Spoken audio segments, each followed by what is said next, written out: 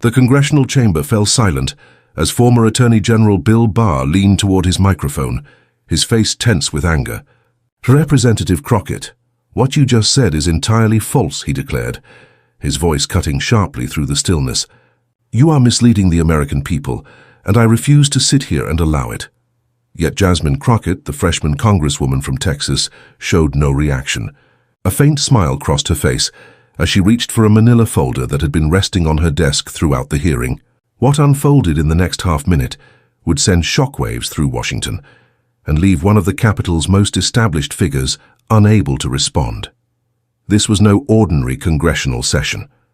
It was the moment a 42-year-old representative prepared to reveal truths that Barr had worked to keep hidden for decades. The evidence she was about to present would not only undermine his testimony, but threaten the very foundation of his career. Before diving into this high-stakes exchange, remember to hit the subscribe button and ring the notification bell so you never miss critical moments like these. Share in the comments where you're tuning in from. And let's get into the story that Washington insiders are calling one of the most damaging confrontations in recent congressional history. William Pelham Barr stood as a towering figure in the political establishment. At 73, he had served twice as Attorney General, once under George H.W. Bush and later under Donald Trump. Known for his legal expertise and loyalty to executive authority, Barr's reputation was that of a skilled constitutional lawyer and a seasoned Washington operator. A Yale graduate with decades of influence in conservative legal circles, he had faced tough questioning before and built a career on avoiding accountability through careful language and measured composure.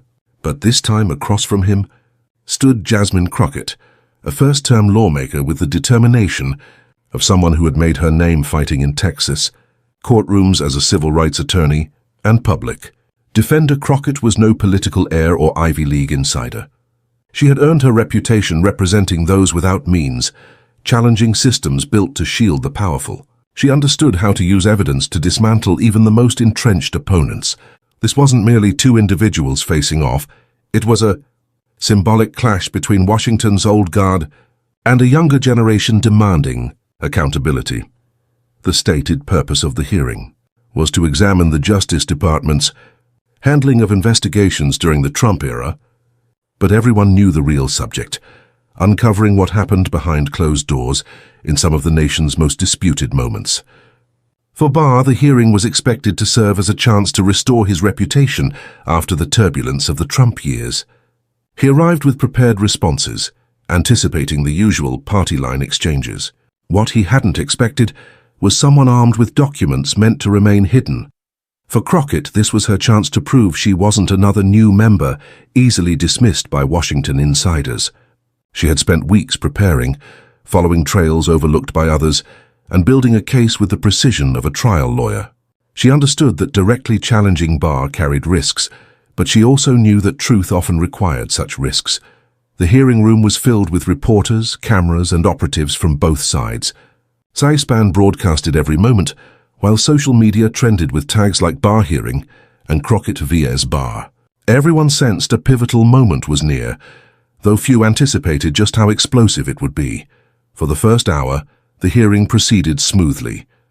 Barr handled questions with his usual evasions, repeating phrases like, "I don't recall that specific conversation," giving himself room to avoid direct accountability. Then it was Crockett's turn. She leaned into her microphone, steady and confident. "Mr. Barr," she began, "in prior testimony you claimed you had no knowledge of pressure on prosecutors in the Roger Stone case. Do you still hold that position?" Barr adjusted slightly in his chair, his voice calm. "Representative, as I've said repeatedly, the decisions in that case were guided solely by prosecutorial judgment and the pursuit of justice." "Interesting," Crockett replied, sliding a paper from her folder. "Because here I have an email dated February 11th, 2020, from the lead prosecutor in the Stone case. Would you like me to read it aloud?" Barr's expression tightened, though his composure held.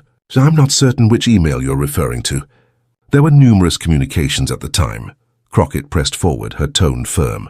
"This email, Mr. Barr, states, the Attorney General's office has made it clear the sentencing recommendation must be reduced. This direction is coming from the top. Does that help refresh your memory? His jaw clenched as he leaned closer. Representative, you're taking these words out of context. The department frequently reviews sentencing recommendations. Out of context? Crockett countered sharply. Mr. Barr, 4 career prosecutors withdrew from that case. 4. They weren't political appointees but professionals who served under both Republican and Democratic administrations. Are you telling this committee their resignations were simply coincidental? The room fell completely silent, except for the clicks of cameras. Barr drew a breath, his mind searching for a path out. Representative Crockett, I recognize you're new to Congress, but these types of accusations without proper foundation, inaccurate? Crockett cut in, her voice rising slightly. I'm not making accusations. I'm reading directly from documents provided to this committee by your own former colleagues. Are you suggesting they're lying? It was then Barr made the misstep that would define the exchange. Whether driven by irritation, overconfidence, or the assumption that his authority remained untouchable, he leaned into the microphone and delivered words that would seal his downfall. Representative Crockett, what you're doing here is exactly what I would expect from someone with your limited experience.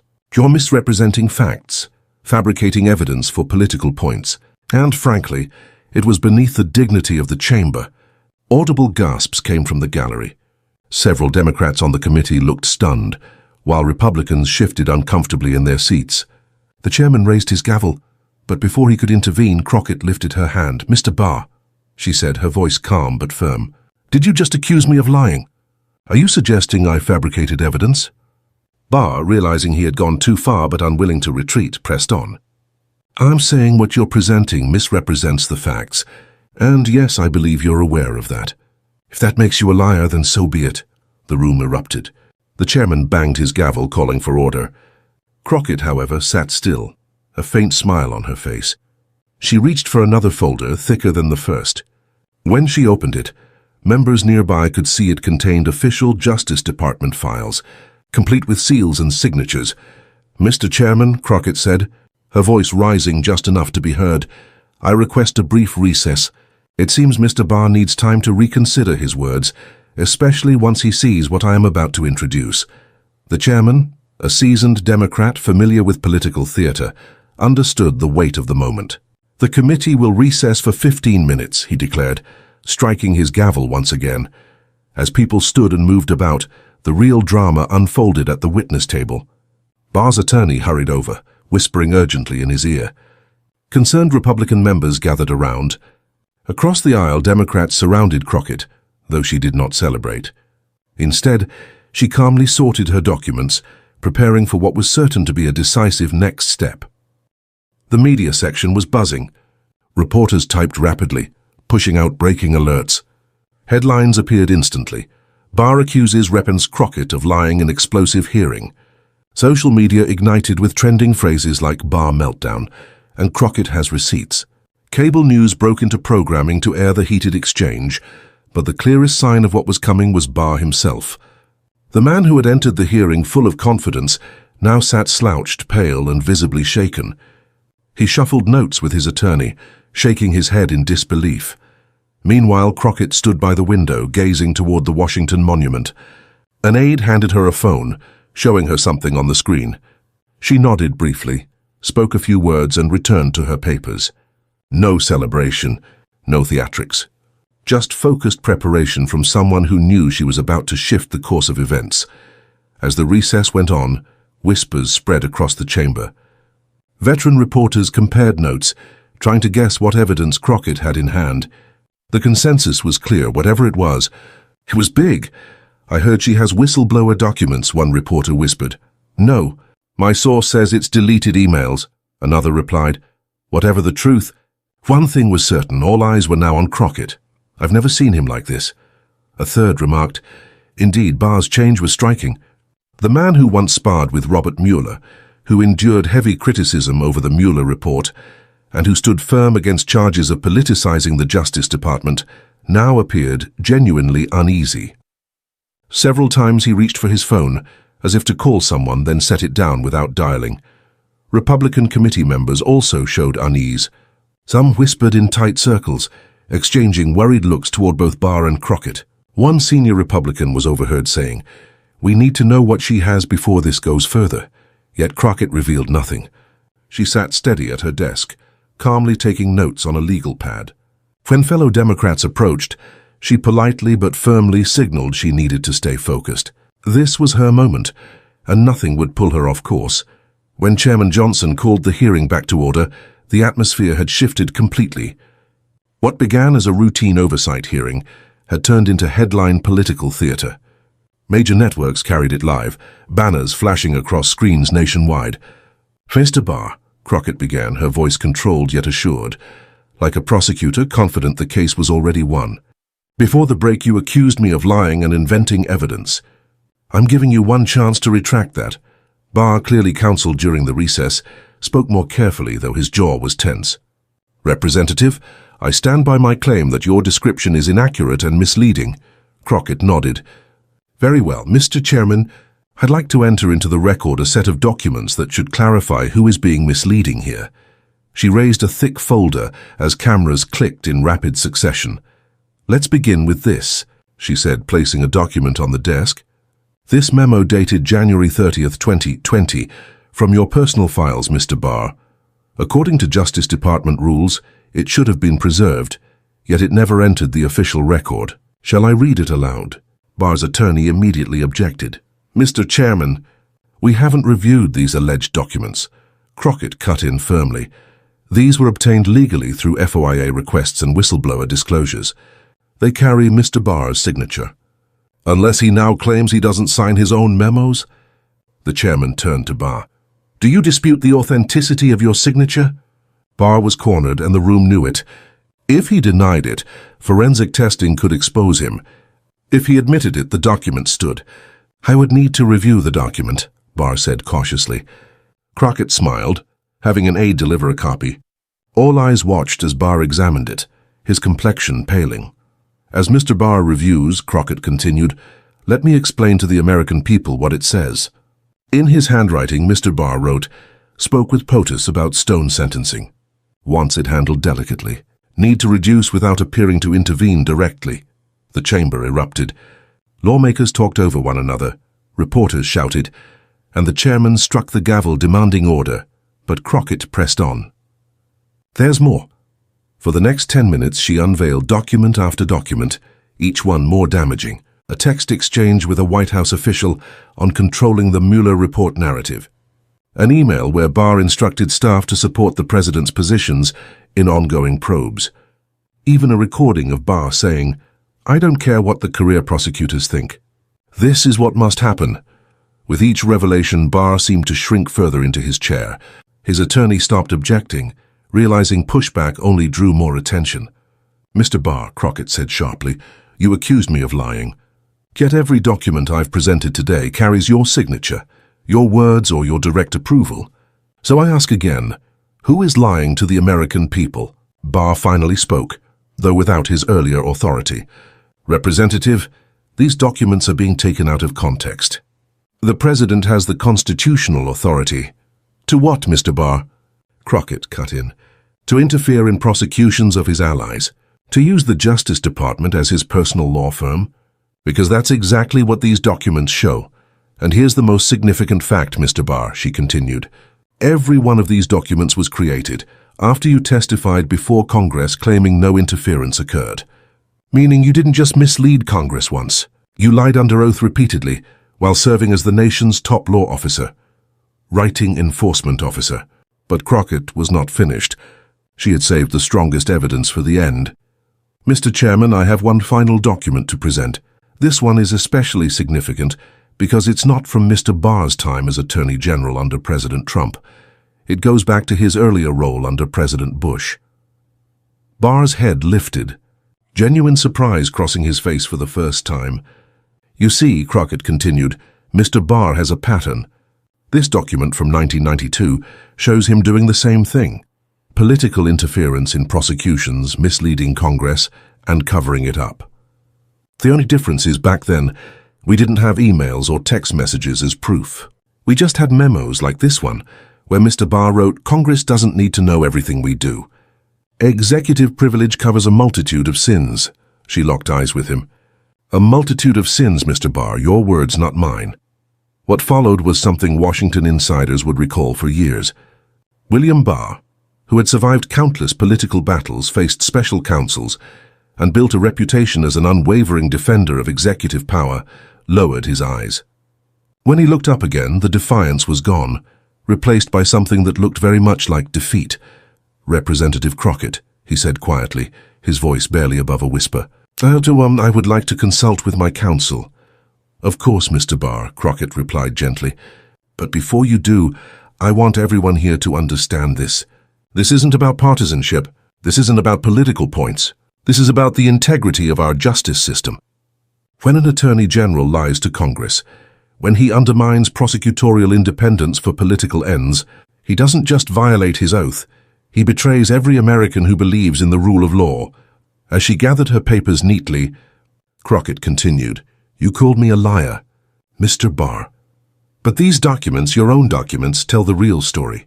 And that story is of an attorney general who forgot that his duty was to the Constitution, not to any president. As Barr turned to his attorney, the hearing room buzzed with shock, disbelief, and anticipation. Members of both parties sat stunned. Several Republicans who had planned to defend Barr stayed silent, while Democrats tried not to appear too triumphant. Recognizing the historic weight of the moment, the chairman spoke. Given the seriousness of the evidence, this committee will need time to review these documents. Mr. Barr, you remain under oath and will be recalled for further testimony. This hearing is recessed until further notice. The gavel struck, and the room erupted in motion. Reporters rushed toward both Barr and Crockett, shouting questions. Barr's security quickly surrounded him, escorting him out a side door, his attorney close behind. The image of Barr leaving the chamber, looking very much like retreat, would become one of the defining visuals of the entire affair. Crockett, by contrast, remained seated for a moment, allowing herself a brief breath of satisfaction. When she finally stood, she was immediately surrounded by colleagues and journalists. She smiled and said simply, The documents speak for themselves. The American people deserve the truth, and today they received it. Within moments, social media erupted. Crockett destroys Barr shot to the top of trending topics worldwide. The clip of Barr calling Crockett a liar, followed by her dismantling of his credibility, was shared millions of times in the first hour. Users online responded with both creativity and passion. Jasmine Crockett just gave a masterclass in Keep That Same Energy, one tweet read, amassing hundreds of thousands of likes. Another said, Barr thought he could intimidate a black woman who worked as a public defender, so she's faced tougher opponents before her morning coffee. Memes flooded in. One video set Crockett's takedown to superhero movie music. Another edited Barr's shifting expressions to a comedy theme. But alongside the humor, serious debates began about the implications of the evidence. Legal analysts filled the airwaves, discussing possible criminal consequences. The term perjury charges came up repeatedly. Within hours, Washington's political atmosphere had shifted dramatically. The first clear sign came when 3 Republican senators who had defended Barr released statements creating distance.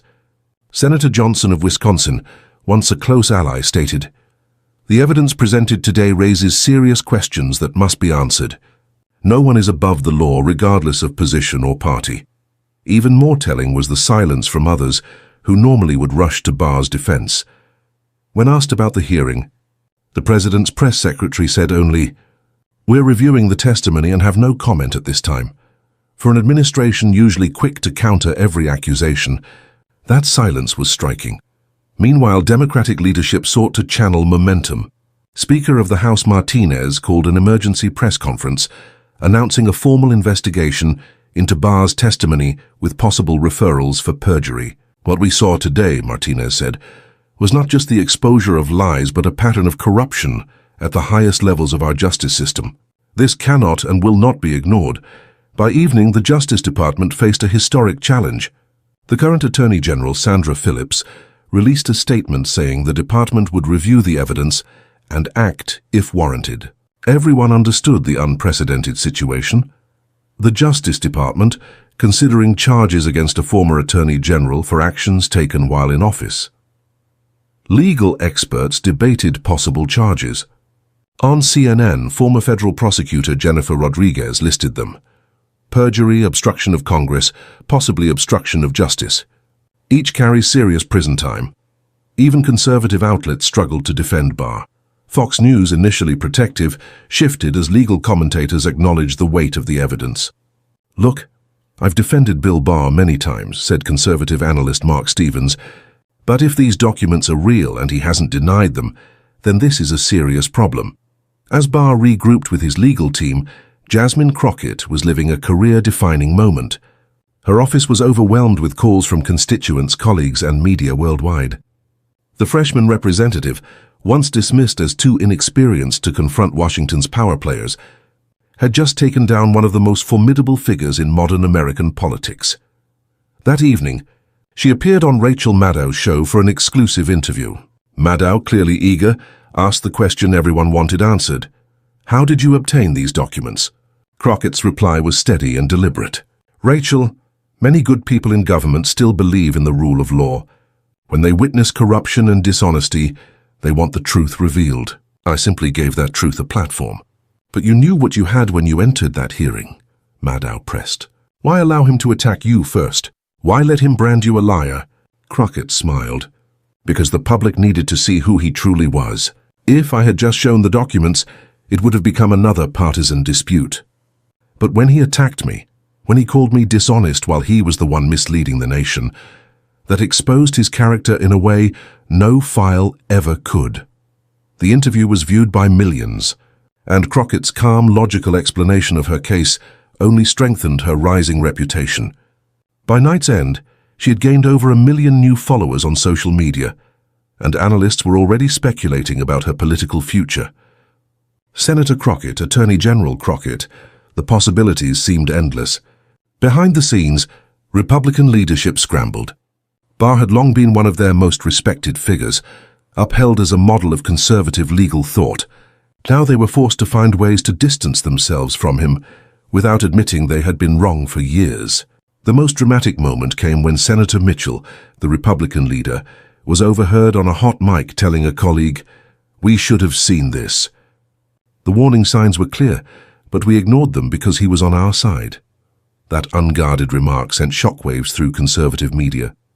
Talk radio hosts who had defended Barr for years were suddenly trying to justify why they hadn't questioned his falsehoods. "We trusted him," one prominent host admitted. "He betrayed that trust." Others in the movement, however, saw an opening. A group of younger Republicans issued a statement calling for a new generation of conservative leadership that prioritized principles over personalities. They even praised Crockett for her dedication to transparency and accountability, values, they said, that should rise above partisanship. 3 days after the hearing, another revelation broke. 2 whistleblowers from inside the Justice Department stepped forward publicly, confirming they had been the sources for many of Crockett's documents. Both were career prosecutors who had served under administrations of both parties. Their choice to go public gave the evidence even more credibility. In a joint 60 Minutes interview, they explained, "We swore an oath to uphold the Constitution," one said, her voice trembling with emotion. "When we saw that oath being violated by the very person meant to protect it, we had no choice but to act." The second, a veteran prosecutor of 30 years, was more blunt. Bill Barr corrupted the Justice Department. He turned it into a political weapon. Representative Crockett gave us the chance to expose that corruption, and we took it. Their decision sparked new debate about whistleblower protections and government accountability. More Justice Department staff began coming forward with their own accounts of political interference during Barr's tenure. 5 days after the hearing, Barr finally broke his silence with an op-ed in the Wall Street Journal titled, "The Truth About My Service." It was a lengthy attempt to defend and contextualize his actions, but the effort fell flat. Fact-checkers immediately flagged multiple inaccuracies. Even conservative outlets were critical. The National Review wrote, "Barr's defense reads like the desperate justification of a man who knows he has been caught. He should stop digging." Worse still was the response from his former colleagues. Several Justice Department officials contradicted his narrative. His former Deputy Attorney General delivered a particularly damning rebuke. I can no longer remain silent. The documents Representative Crockett presented are accurate, and they represent only a fraction of the troubling behavior I witnessed. Beyond immediate political and legal consequences, the Crockett-Barr clash carried deep cultural weight. It came to symbolize generational change, new voices challenging entrenched power, and the importance of preparation and evidence in confronting corruption. Universities began teaching the hearing as a case study in political science and law courses. The Crockett method became shorthand for thorough preparation when facing powerful adversaries. Young women, particularly women of color, saw in Crockett an example of how to stand tall against intimidation and false accusations. The phrase, "but she drops evidence that ends him," turned into a rallying cry on social media, used whenever falsehoods were exposed. Posters with Crockett's image and the words "I brought receipts" quickly became bestsellers. As weeks passed, the ripple effects widened. The Justice Department launched a sweeping review of prosecutorial decisions made under Barr, revisiting numerous cases potentially tainted by political pressure. Several convictions were reopened. More significantly, there was bipartisan momentum for legislation to safeguard the Justice Department's independence. The Prosecutorial Independence Act, backed by Democrats and reform-minded Republicans, would make it a crime for political appointees to interfere in prosecutorial choices. Crockett became a leading voice in this reform movement. Her follow-up hearings on Justice Department independence drew huge audiences, and her ability to work with Republicans who genuinely wanted reform displayed political maturity beyond her freshman status. As Crockett's influence grew, Barr's world collapsed. His speaking engagements were cancelled, his book deal withdrawn, and corporate boards pushed him out. The man once commanding $50,000 for speeches was now largely unwelcome. The rejection from the legal community he had long been part of was perhaps most painful. The Federalist Society, which had once celebrated him, quietly removed his name from its roster of distinguished speakers.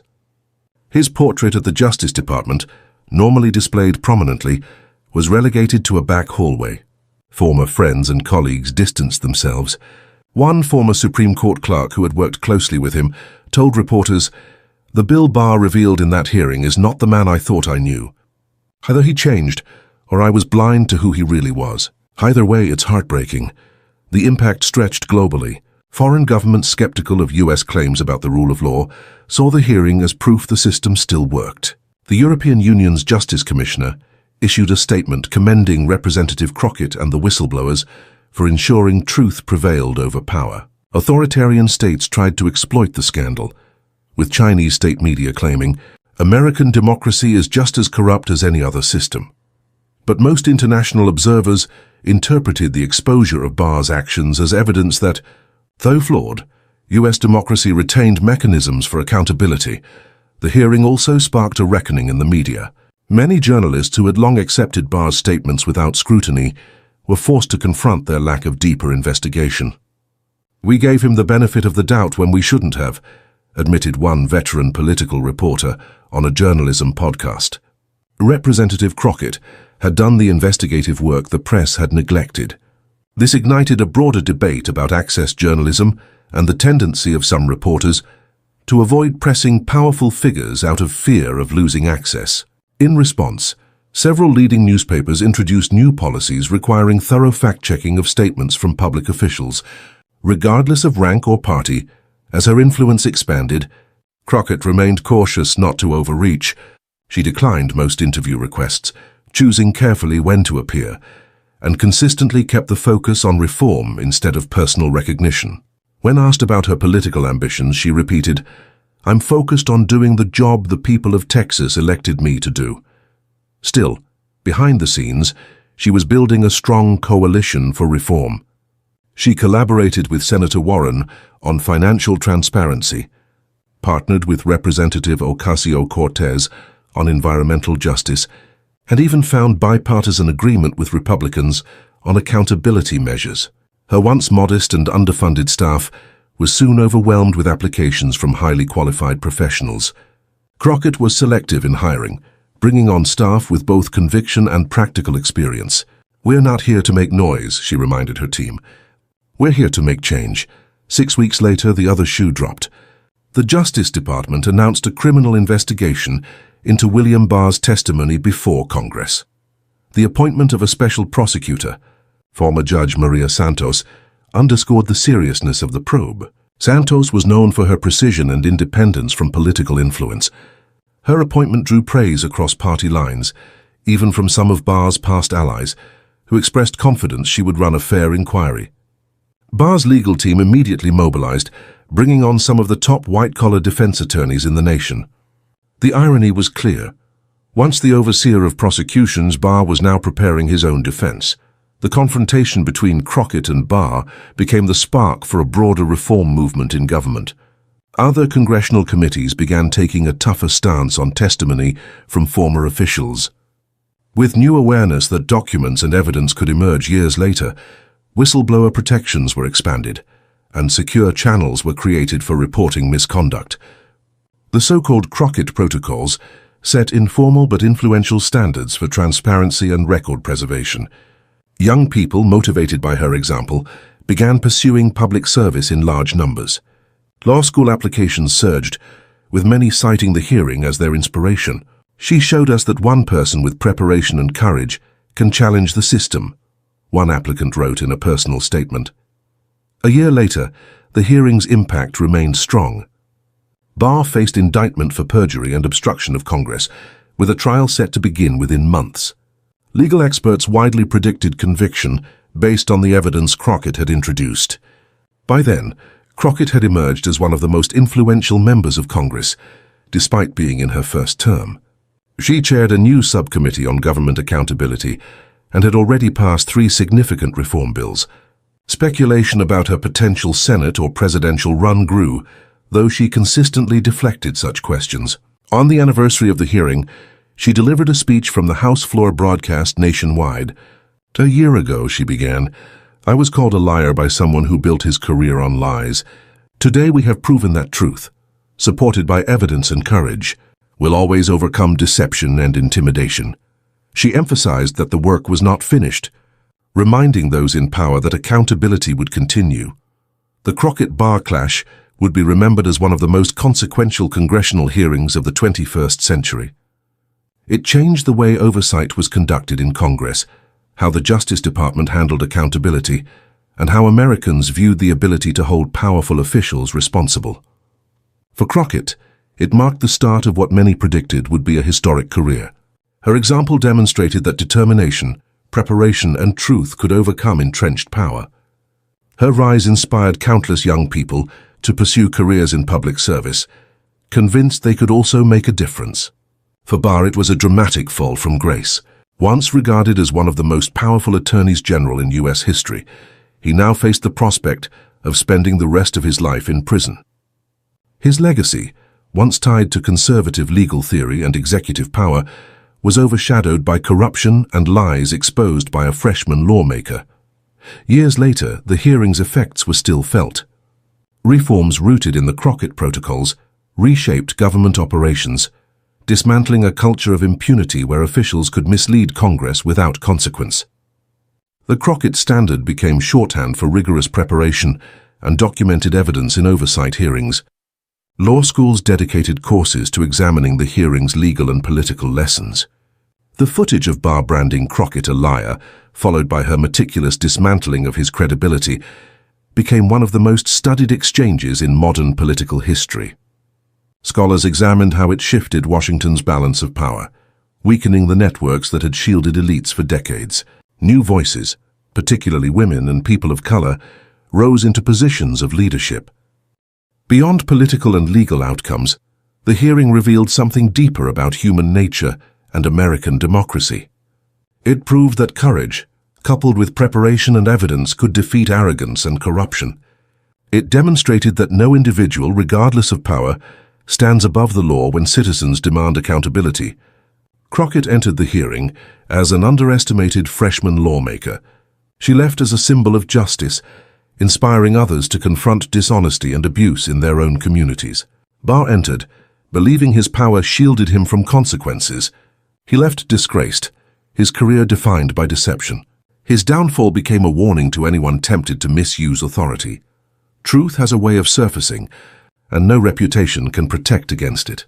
The story of William Barr accusing Jasmine Crockett of lying, only to be undone by her evidence, became more than a political scandal. It evolved into a modern morality tale, a reminder that truth and justice, while sometimes delayed, cannot be permanently denied. For young people, it was proof that they could effect change without tolerating corruption. For those in authority, it was a warning that accountability is inevitable. The hearing was proof that democracy's mechanisms, though slow and imperfect, still function when people summon the courage to use them. Though the hearing itself lasted only hours, its influence endures across generations. It showed that in the struggle between truth and falsehood, courage and intimidation, evidence and empty claims, truth, when supported by preparation, always prevails. As we reflect on this historic event, we are reminded that democracy requires vigilance and the willingness to demand accountability. Crockett's example delivered a timeless lesson: prepare thoroughly, stand firmly, and never be intimidated into silence. In the end, as she proved, truth backed by evidence is the most powerful force of all. Don't forget to like this video and subscribe to our channel for more in-depth political analysis and coverage of the events shaping our democracy. Tap the notification bell so you never miss a story, and share your thoughts in the comments below. Who else should be held accountable? What other truths must be uncovered? Your voice matters. Together, we can ensure that those in power are held to the same standards as everyone else. They may hold power, but we hold the truth. And as Jasmine Crockett showed, sometimes that is all it takes to change everything.